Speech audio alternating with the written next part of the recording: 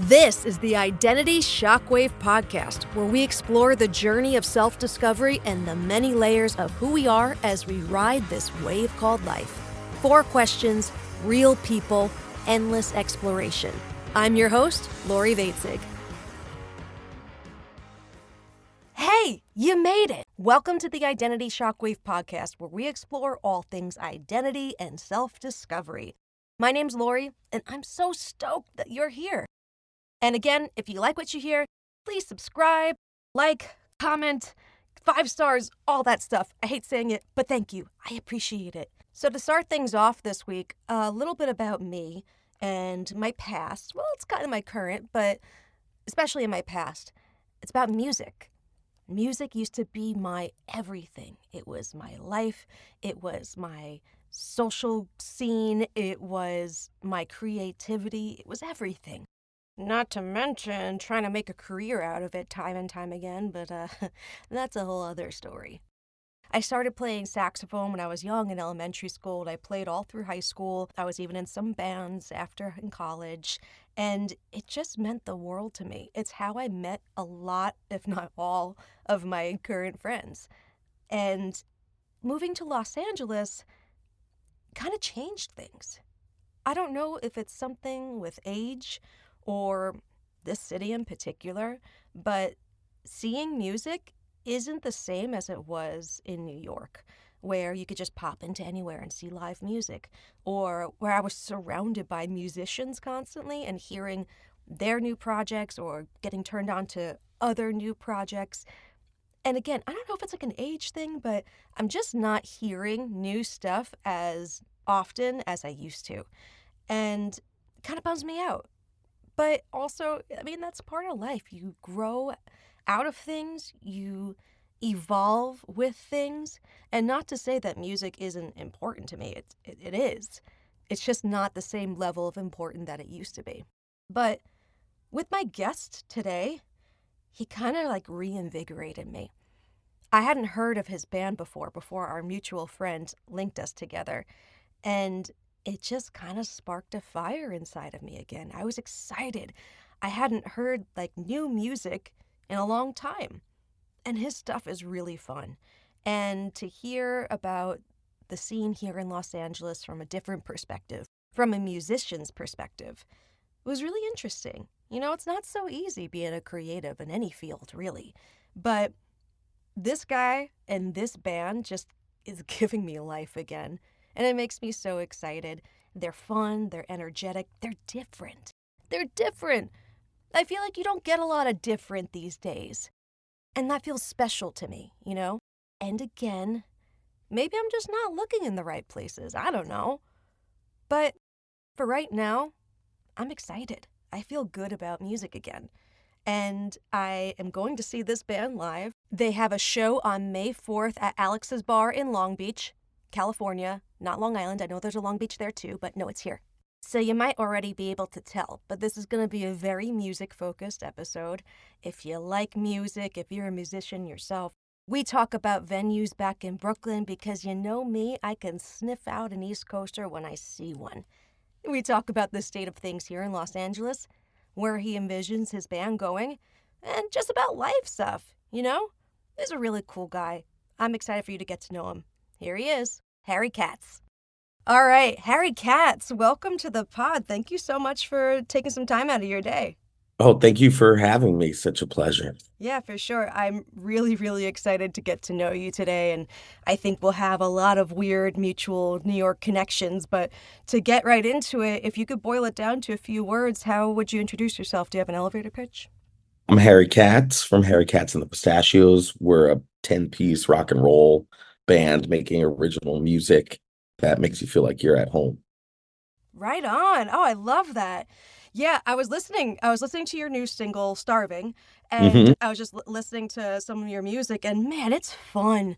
It's so fun. Like, I can't wait to come and see you live. I see you have a show in Long Beach in May, so. Yes, May 4th at Alex's Bar. Yeah. That's like a classic staple of a venue. But I can't wait to come and see you because I don't want to compare you to anything. I think sometimes that could be a little insulting, and you are so unique and have such an original sound, but genre wise, if I were to say something it reminds me of, I feel like you're like an American Gogol Bordello. Oh, wow. I love that. That's really great. I came up going to World Inferno shows. Get I'm out. familiar with World Inferno Friendship Society, which is Yeah. also in that kind of vein as Gogo Bordello for Yes, sure. totally. I'm inspired by them. I want to write a waltz because I remember at those shows you would do the moshing waltz, Uh-huh. Uh-huh. and it was so much fun. I never saw either of them. I know Gogol Bordello used to always do a New Year's show in New York. I forget at which Hmm. venue, but he'd do it every year, and I wish that was one of the acts. And World Friendship. I had friends that were like obsessed with them. So, or World Inferno rather. Yeah, World Inferno World Friendship Society. World Friendship. World Friendship. Yeah, I love But that. what I want to say about your music though is that it seems like I don't know if you're familiar with Rick Rubin, but Hmm. he says to create art for yourself first. And it sounds very much like your art. I know it's a very personal thing, but it sounds very much like this is you, and this is like you and your band, your collective, putting out this like just original and unique music. And your new song Starving, it feels like almost like a mellow departure from your more upbeat tunes that you've written, but I feel like you write what you feel and you aren't afraid to take risks and to like go into those places. So yeah, I really enjoy what I've heard so far. Oh, thank you very much. The first album was definitely intentionally upbeat, even if some of the lyric material is darker, but I wanted to really represent kind of the exuberant and fun and big live show. I'd always been a live show person, and it takes so much to coordinate a big band. We were playing for years before actually having any kind of real record. I think we had a live record only for a while. Cool. And then during the pandemic, when we were unable to play live, we started to track that album. And then with the new stuff, I'm definitely leaning into kind of a darker zone. The next single that's coming out in April or early May is also in that vein, but more of a full band arrangement. Hmm. So I'm really excited to get into kind of this like cinematic dark place. Yeah, that's really cool. I feel like you said cinematic. I feel like some of your music, at least like the instrumental parts as well, like could lend to like a film or like a score of some sort. It's definitely epic sounding. And have you always played with such a large band before? So I was a bass player in punk bands in New Yeah. York for a long time.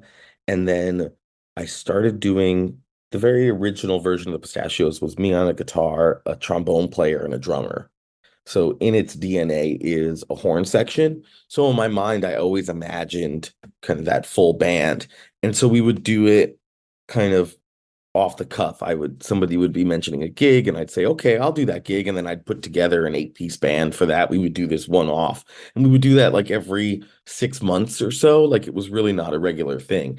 And then a few years ago, I decided like that I didn't want to live my life not doing that in the in the way that I had always imagined, which is with the full band and um with backup singers and a horn section. And eventually we added a piano and kind of reached that 10 people mark.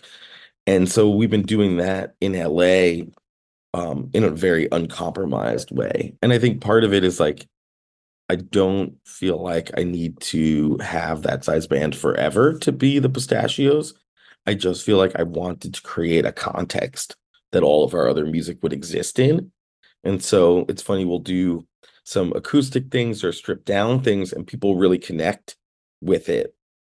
And I feel like that happens because it's in the context of this bigger thing. And when you dial into like the more nuanced part of it, people get attracted to that. But I feel like if you start with it small, it kind of gets lost in the void. Hmm. So having something that really made us really stand out and unique and loud and exciting is definitely how I wanted to like start the project.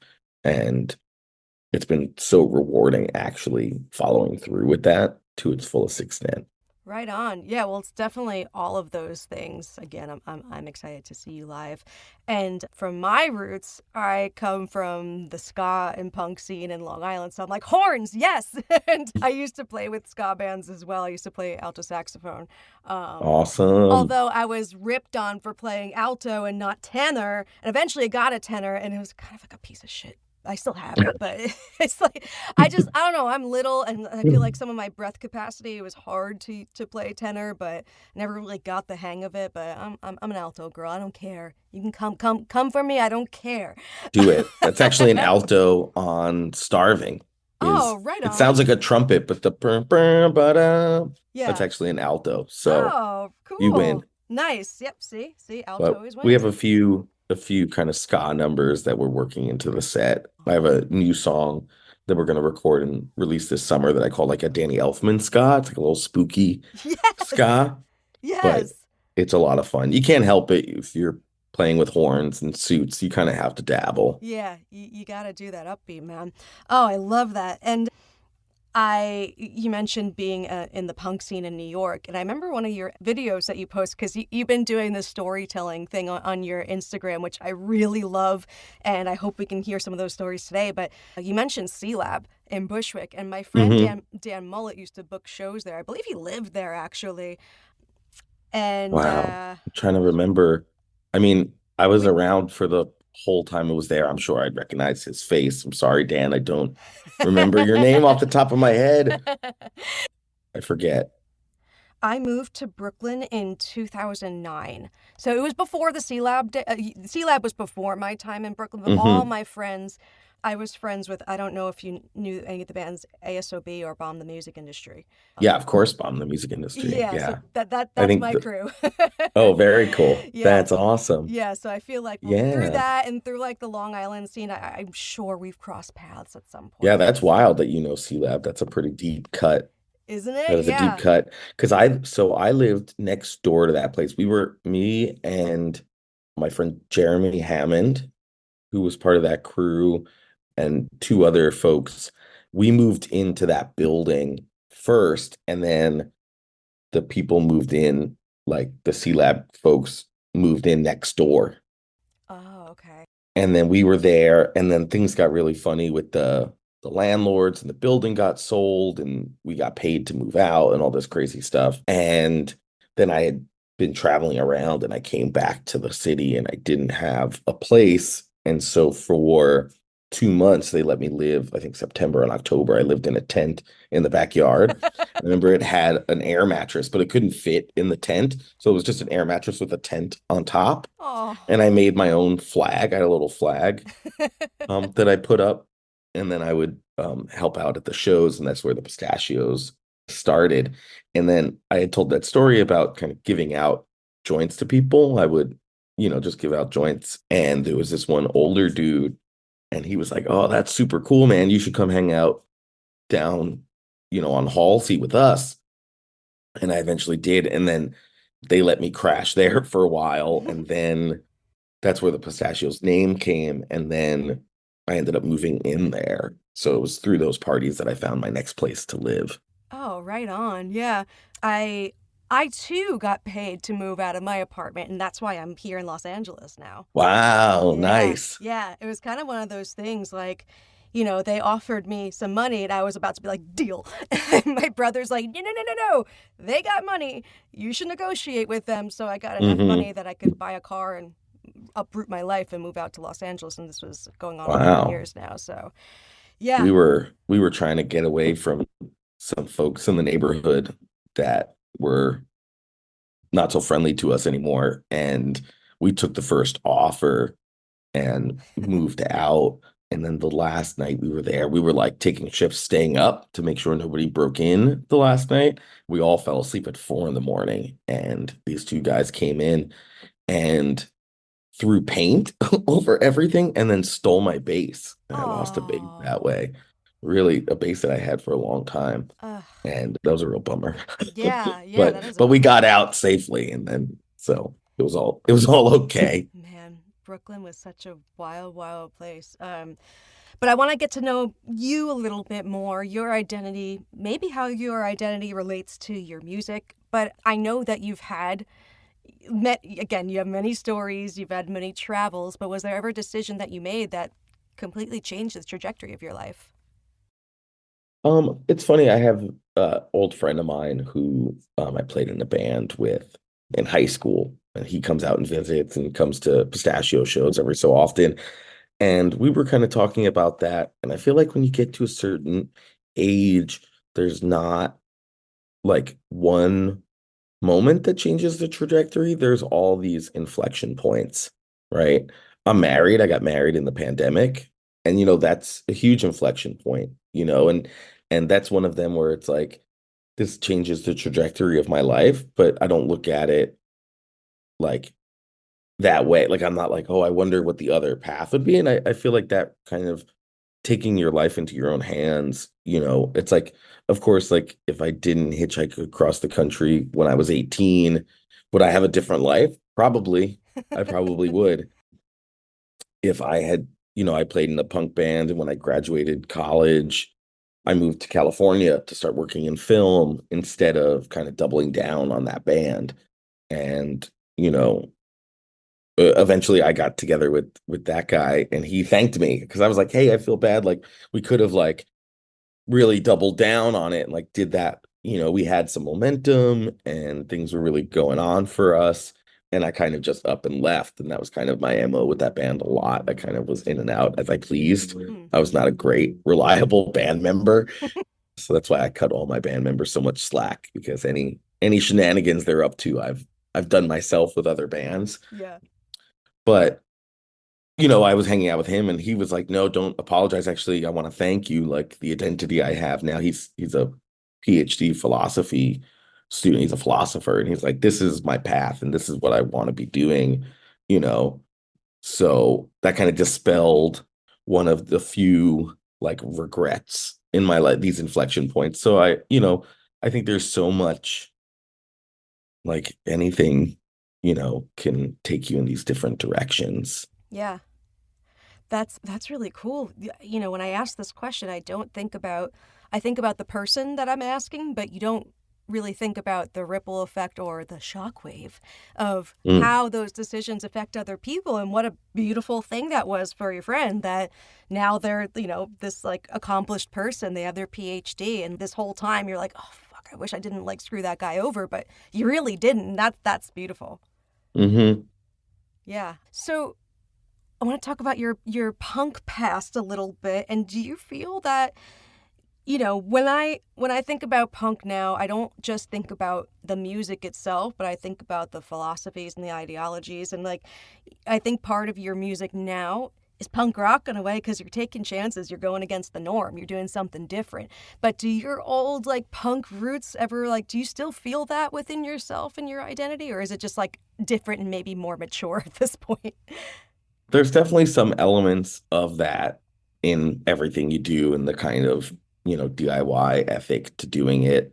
And I think, we touched on like Gogo Bordello or like World Inferno. And like World Inferno doesn't play like punk music, but they were always in the punk scene, and then Mm-hmm. ska also.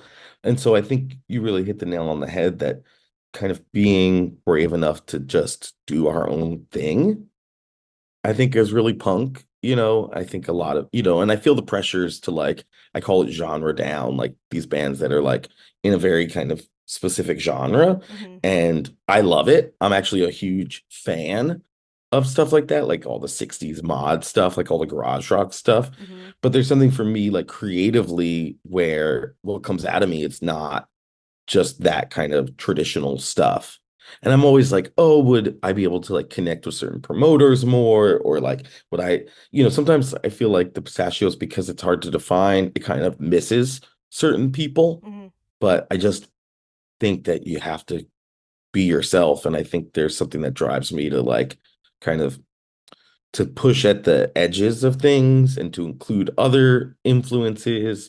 And then as the years have gone on, it's become really collaborative with the band where, I bring shells of a song or like kind of a loose demo, and then we allow people to take it.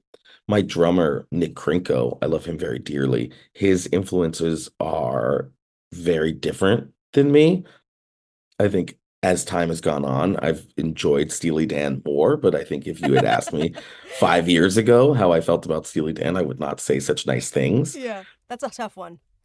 Yeah, it's a hard pill to swallow. There's actually what did it for me was, oh, I'll have to look up his name. But a guy did a cover and it was this really beautiful, like deep song. And I was like, oh, I sent it to my buddy. I was like, this song is so beautiful. He was like, oh, Steely Dan, huh? And I was like, no. I like got caught by a really good cover of it. And then, but what I really like about the collaboration is that it's through those differences that I think the music has become more unique and gone in directions I wouldn't take it by myself. Mhm. And so even though there's times where we disagree so much, I just know that whatever happens from that collaboration has always made the project better and more interesting. And I think there's something really to be said about collaborating with people with some slightly different tastes. I mean, we have a lot of common ground. It's not like we're Sure. total opposites, but there's some tastes that conflict each other, and I think that makes really interesting work. I went to SUNY Purchase, and I studied sociology there, and I kind of took an artistic take on that and focused a lot on collaborative practices. And there's a paper that I read that always stood out to me by this guy, Gregory Cholette, that was about collaboration, not always being this merging of ideas, but that through conflict and difference that we get. And then in filmmaking, I feel like people are really into the conflict and difference. There's a lot of like kind of push and pull in the collaboration that I feel like musicians can be more sensitive to. So it's a little harder to be as opinionated to a certain extent, but I try to bring kind of that spirit of collaboration into the music, like allowing it to be not so easy. It doesn't have to be like, oh, we all get it all at once. It's kind of like this push and pull Hmm. of what these songs are Hmm. that I find really interesting. Yeah, that's creating art, man. And there's another thing, I don't remember the quote exactly, but I've been really into Rick Rubin lately. Like, I read his book, well, I listened to his book, and he's been putting out little clips of his book on Instagram. And he just had another quote of his where something about like we're stronger when we collaborate, and like that's where like true art is made. Like, we're better with a group, and that kind of, you're kind of a testament to that. And again, just making art that you enjoy, and that's what people will enjoy too. Like when you said you're trying to, "Well, what am I how am I going to reach these promoters?" But like, do you, man. You have been doing you, and I think it's hopefully Los Angeles will embrace it. This is a tough music town. At least I think, coming from New York, like where we were, I feel like it was so much easier to see music, and you could just, well, maybe because walking and like getting from the different communities and areas was a lot easier. You could just stumble into a place and see live music. Here, I don't get that as much. I live in Inglewood, so I don't really have a lot of places around here. I mean, I got the Forum, but it's a big show. Like, I haven't really experienced a lot of the smaller venues here, any of the, you know, more DIY type of things that I know Mhm. exist here. Maybe it's something with age. I don't know. But, I think a lot is to be said about who we are, especially when we're creating art like such as music. And I think you have a lot of strengths in that too. But when it comes like to your identity, which parts of your identity make you most proud and which have you struggled with the most? Hmm. I think the things I'm most proud of is just a lot of it is the tenacity to follow through. I think the only, we talked about before, like these inflection points, the only like regrets I ever have is like not following through on things. I've never, I always look back at my records and can go, oh, I would fix this, I would do that. But those aren't regrets. The only regrets I have is records I don't finish. And then it's interesting because I have a film career also. And, you wonder what life would be like if I had just done music, if I just do that. And like, it's funny. And I feel like this is kind of part of the brand of the band and myself personally. It's like, I feel like I'm pretty well adjusted, and I look at some other artists that are a bit more, I find when an artist is pretty manic, a lot of times like help kind of flocks to them. People are like, oh, I love their music, but there's no way they could do this on their own. And get a lot of like industry support that way. And I feel like sometimes the perception around the Pistachios is that like it's all buttoned up because I'm so organized and like really really push to create opportunities for ourselves, but I think sometimes people don't necessarily think we need help Hmm. in that way. It's like almost like we're like too capable sometimes. Sometimes I Interesting. think I like to have like the next thing that I'm working on, and sometimes I don't allow kind of the space for things to come to us. And there was an instance where somebody we kind of felt on the fence about personally pulled us into a show that was like, kind of a good opportunity, it felt like. And I found out a year later we missed out on an even bigger opportunity because we were booked for that. And I told myself moving forward to not push and jump into things that don't necessarily feel right. Like not to just because I can manage something doesn't mean I should be. And like knowing when to say no and leave space for things to come to us. Well, that's huge that you were able to realize that and see and have that, I guess, hindsight. Not many people would realize that. And that's a really interesting take on how you guys are like, you guys are polished. Your sound is like, your production's really great. And it's interesting to hear like, well, if people think we have it all together, we don't need help on that. That's really interesting. Huh. Would you say so the pistachio started in New York, yeah? Yeah, very originally. Yeah. Basically, anytime I was doing my original music was called the Pistachios. And I decided, because I think I was restarting the Pistachios at one point, and I was like, oh, do I create a new band name? And I was like, you know what? I'm just going to dedicate that anytime I'm doing my songs that have like the horn section vibe, that it's going to be the Pistachios. Like that's just what that project is called. Mm-hmm. So that was kind of a side project for a long time. Well, I would imagine the question I was going to ask, I don't think is relevant anymore because I was going to say in New York, you probably were a different type of band than you are now. What the current band is. So I was wondering if like the help, if you want to call it, or the support rather from the scene was more supportive in New York or rather than here. But I can only imagine it's very different because you're probably a different band at that point. Yeah, and we weren't really playing enough. We weren't really playing enough. I do find the music scene, especially post-pandemic in Los Angeles, to be really wonderful. I mean, there was a lot of great bands. I kind of tapped into the music scene in LA more like 2016, Mm-hmm. and there was a handful of bands that were doing really well that are awesome. The Vista Kicks and Lauren Ruth Ward were all like popping off at the time. Veronica Bianchi also, like all these cool acts. And then post-pandemic, there is a lot of sense of community. People really care. Um, I get sucked into the country western. A lot of my friends are in the country western Americana scene, Interesting. bluegrass scene, and they're a wonderful, really wonderful, vibrant community right now. That's very cool.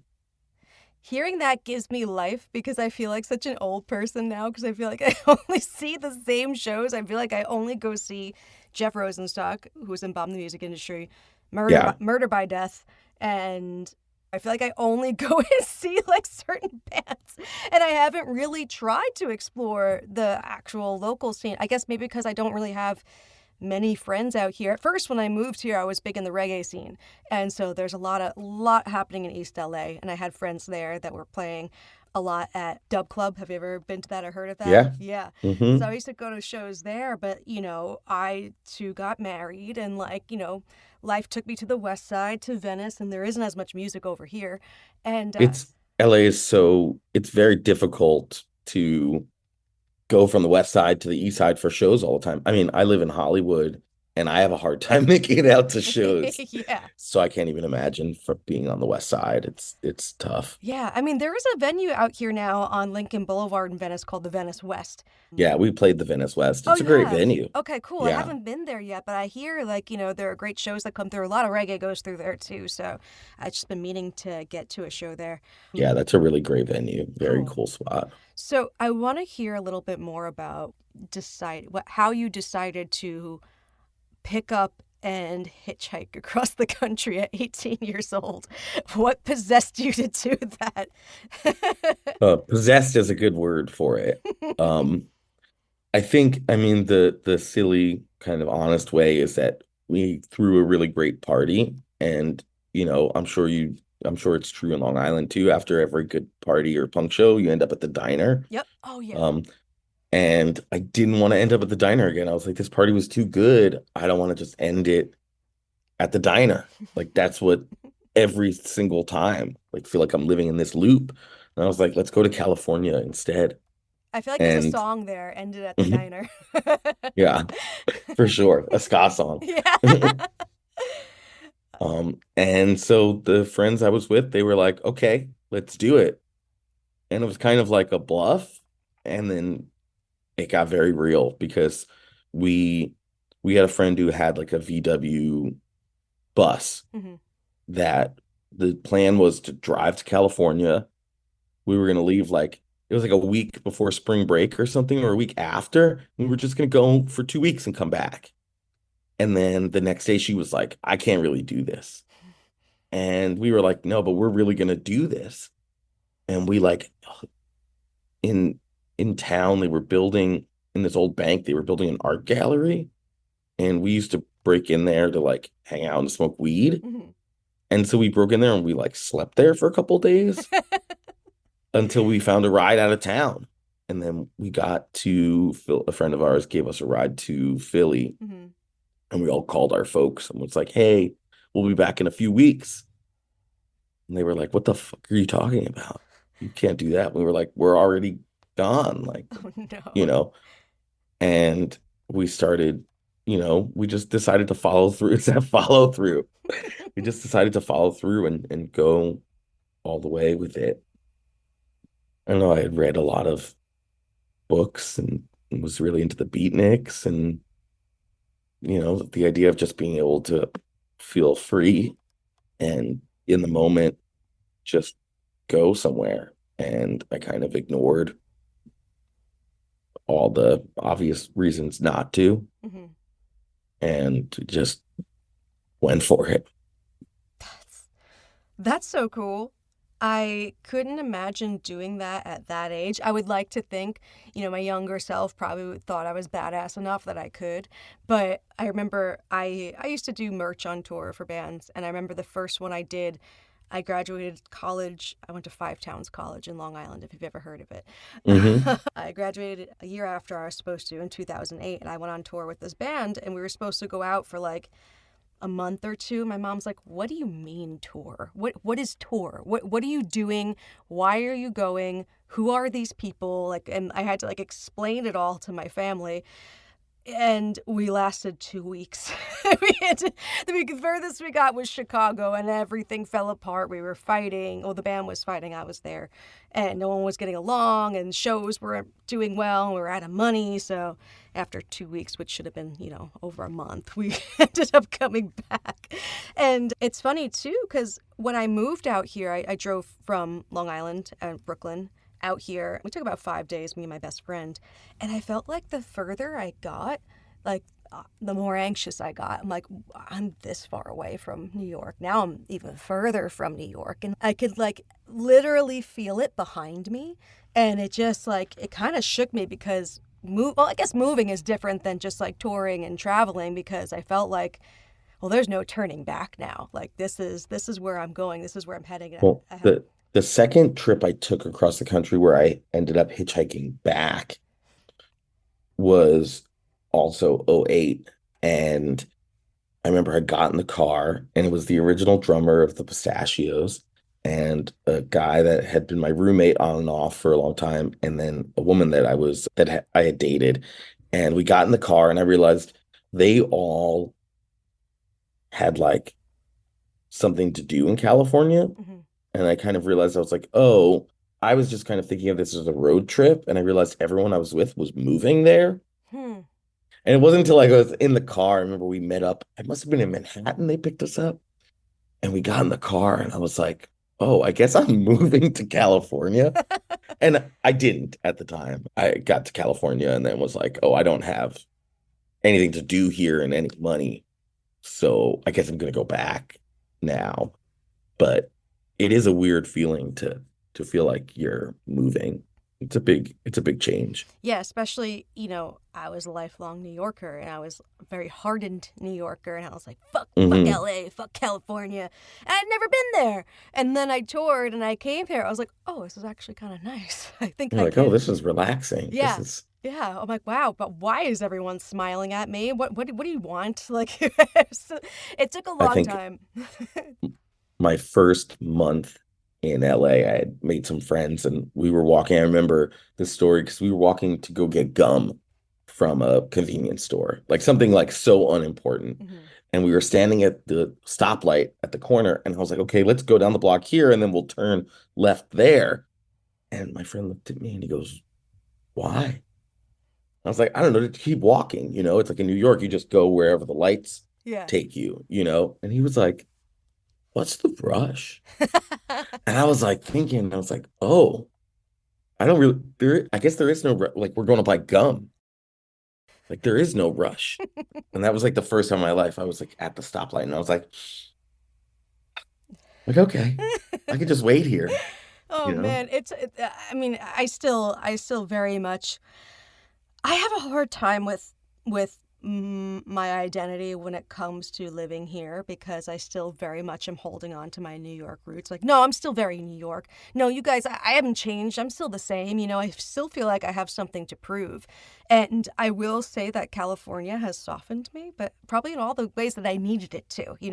Like, Hmm. I'm a anxious person. I don't think that'll like ever truly fully change, but I definitely was way less anxious, living here and meeting the people that I have and like experiencing their lifestyle. And people definitely grow up differently here. That's for sure. Like if you don't go through a Hmm. winter, I feel like it's just you're a It's a different type. different thing. Yeah, yeah. But yeah, it took a long time to get used to, especially the walking part of things. And even so, still, when people are walking Yeah. slow in front of me, I'm just like, move, go. Like, Hmm. we got places to be. Hmm. Yes. I definitely relate to that. Oh, I mean, man. it's definitely a different energy, yeah, and it's funny because there's so many transplants here. It's like, I end up talking to random people. I like to just chat with people around, which is a very New York thing. It's like just kind of admitting we're in the same space. Yeah, And yeah. like, and then like, well, this is actually a funny pivot of a story. In New York, I find like if you're at a bar and you start talking to someone, when the eye contact breaks, the conversation's over. It Hmm. was like you were just chatting for that moment, eye contact breaks and it ends. LA is very slow, where people like stare off into space and kind of think about what you said and then respond. And so I had realized, like, for the first couple months I was here, everyone just thought I was so rude because I would just walk away mid-conversation because I assumed when they looked like this that it was over. Yeah. But they were just like waiting and thinking, they were like really thoughtfully, the weed's so good. So everyone's like taking a second to really take it in, you know? Oh, that's an But interesting observation. Yeah, for sure. I mean, I'm sure we could go on for hours about our New York identities and it's something I'm still very proud of, but something I continually struggle with in ways. But from traveling across the country, from the different styles of music that you've been creating or like or hope to begin creating, within all that, have you ever felt like a fraud or had imposter syndrome? oh yeah, all the time. All the time. I get very jealous of people who have like this encyclopedic knowledge of music. Mm. And I like what I like, but there's a lot of like music history I don't know. There's a lot of records I don't know. And so I'm always like, am I a faker? And then my favorite kind of music is music that makes you feel like you could never do that. I have friends that are songwriters and I watch them and I'm like, why do I even try? Like I can never touch that type of talent. And so I think that's just part of being an artist. And I think there's a healthy competitive nature where like you get kind of like inspired. You're like, that's so good. I want to do something that good, and you push yourself into that. And then also kind of not really fitting into any specific kind of genre or scene, some of the outside validation, you don't get in the same way. And then just with my voice, it's not for everybody. It's just it's funny because we used to play in a scene and it was our friends. Like that's what the scene was. It wasn't like we all played the same genre, but a lot of these people were like these women with these like beautiful, powerful voices.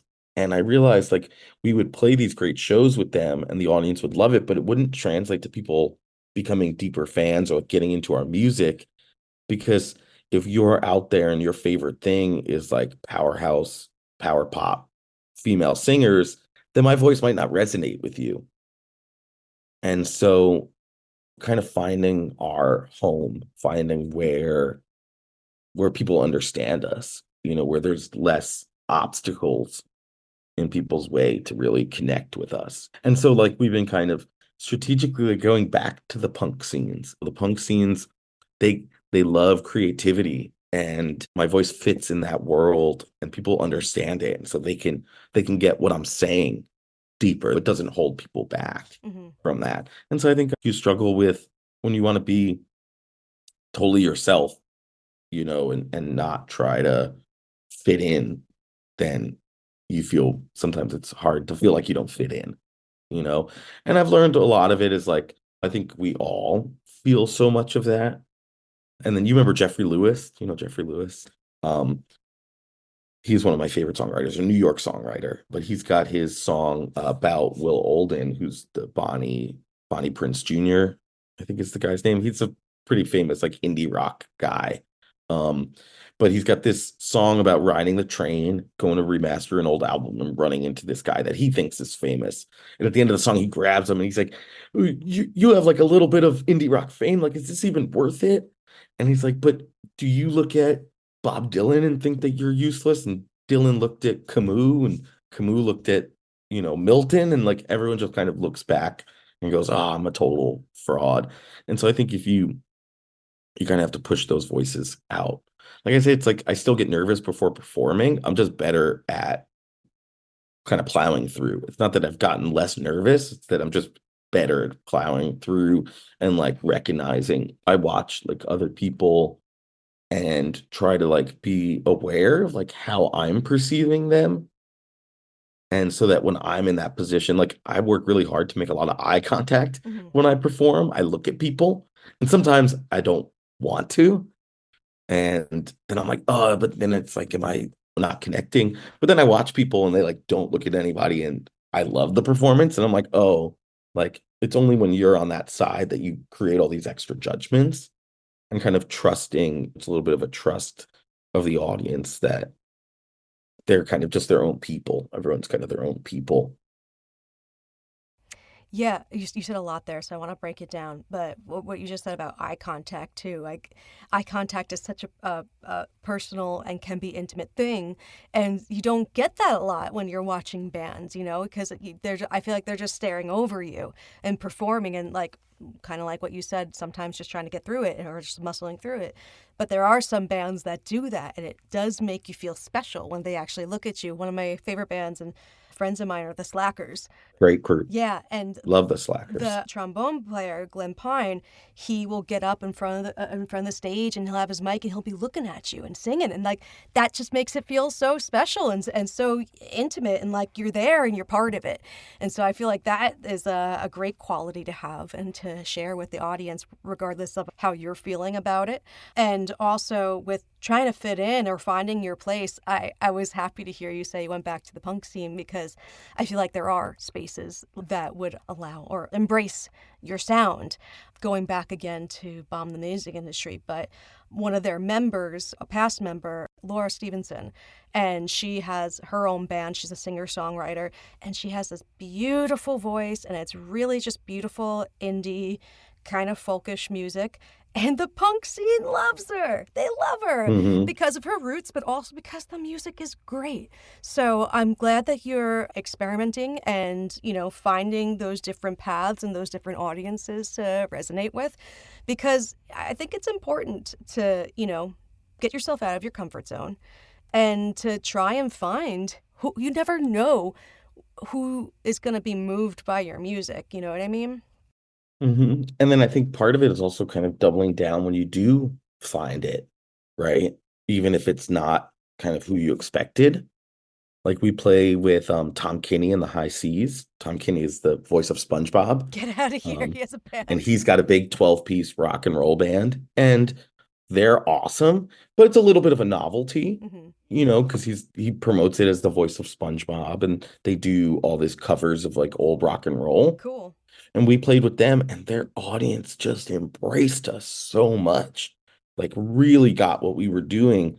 And it's like a little bit like it almost ends up like kind of in the comedy rock world. Hmm. We played with Kyle Gass from Oh, Tenacious D nice. with the Kyle Gass band. And they also like do a lot of covers, and it's a little novelty, and they do a bunch of comedy songs. But their audience, a bunch of people came up to us and they were like, "Oh, we haven't seen you since the Tom Kinney show," because Tom Kinney and Kyle Gass somehow share this audience. And then coming up May 4th, we're playing with a band called the Cineramas, and they are a Quentin Tarantino soundtrack tribute band. And they Cool. do a whole stage show with burlesque and all this props and all this stuff. And again, a little bit of a novelty, but it's also awesome music. And these people love creativity. And then their audience connects with us. And I'm like, I don't quite understand what genre or what world we've tapped into, but I'm embracing it and like finding those people. And like, they get like, we have a little puppet show that opens the show, and like they're not confused by that. They're like, oh, this is what we expect in this environment. Like, this is great. When people are like open to it, it just lands so hard. Oh, I love that. I love when a crowd just truly embraces what's happening in front of them. And I'm glad you found those spaces too. And I can't wait to see it. I am really excited. But I like to go back to my first question now that we've like talked and learned a little bit more about the man that is Harry Katz. Would you still introduce yourself in the same way? How did I introduce myself You before? said you're Harry Um, Katz from the Pistachios. yeah, I do always like to bring it back to the pistachios. That is my heart and soul. It's a funny personal branding thing, right? Like, I working in film when I first got here, you got to be known for that to start being recommended around. And then in 2016, when I really started playing music again, I made a decision to introduce myself as a musician first. And it was certain networking opportunities with connecting with people about film and making money in that way kind of um, not suffered, but changed. But I just ran into, I was at with coffee, drinking coffee with a friend, and we ran into a director that I had worked with. And I worked with her a number of times. And the first thing she did was ask how the music was. And I feel like that's like a personal triumph, that's what I'm known for. Even in my film community, they know that I do music and that it's important to me. And they come out and support that.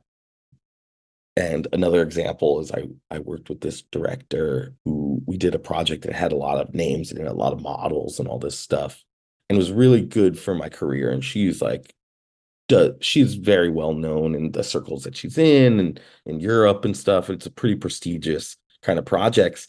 And we were about to put out our album, and she called me to do a commercial gig. And she was working on another short film, and I took a chance and I said, hey, I'll do this stuff for you. Like, I'll be yours. I used to work as an assistant director, running the crew operations.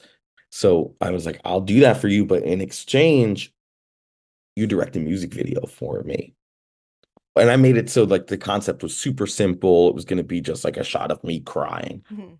And I was like, we could do it in 4 or 5 hours. And, I'll come to you, whatever. We'll just keep it really, really simple, but I'll do this work for you if you do that for me. And she wasn't able to do that. She was like, oh, had some reasons. She's signed to a new label, and, you know, whatever the reasons were.